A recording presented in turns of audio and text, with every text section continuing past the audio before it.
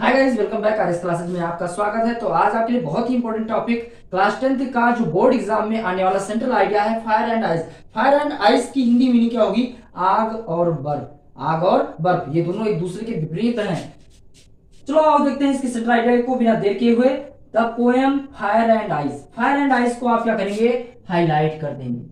अगर इस तरह मेरे बताए गए अनुसार आपने किया तो आपको 3 के तीनों नंबर मिल जाएंगे। क्या करेंगे? The poem fire and ice is compose by Robert Frost. Fire और आइस को, ठीक है, रॉबर्ट फ्रॉस्ट के द्वारा रचा गया है। इसकी रचना की कौन है? रॉबर्ट फ्रॉस्ट जी हैं। इसके कवि कौन है? रॉबर्ट फ्रॉस्ट जी। इनका पूरा नाम रॉबर्ट ली फ्रॉस्ट है। ठीक है, इस पोएम में इन्होंने बताया है कि इन दिस पोएम, इस कविता में, द पोएट प्रिडिक्ट्स, जो कवि है वो भविष्यवाणी करता है about the end of the world, संसार के समाप्त होने के बारे में। संसार के समाप्त होने के बारे में कवि ने क्या किया है? भविष्यवाणी किया है।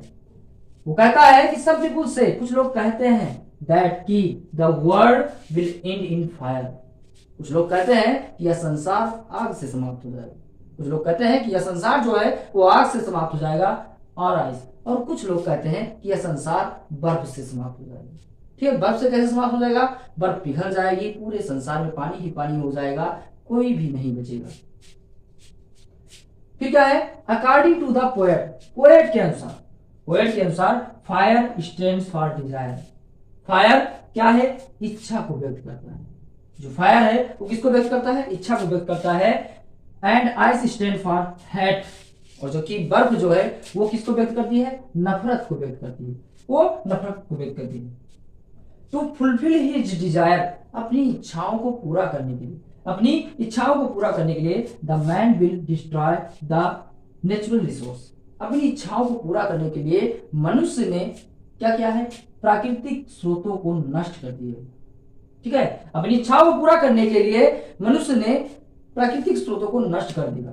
ठीक है, बट द पोएट थिंक्स, लेकिन पोएट जो है वो सोचता है आल्सो दैट कि, यह भी सोचता है कि टू इविल्स, दो बुराइयां ऑफ डिजायर एंड हेटेड, इच्छा और नफरत, कैन डू, वो कर सकती है द सेम डिस्ट्रक्शन, बिल्कुल यही विनाश को, बिल्कुल यही विनाश को ये दो चीजें कर सकती हैं ऑफ द वर्ल्ड। इस संसार के विनाश को केवल कौन कौन कर सकता है?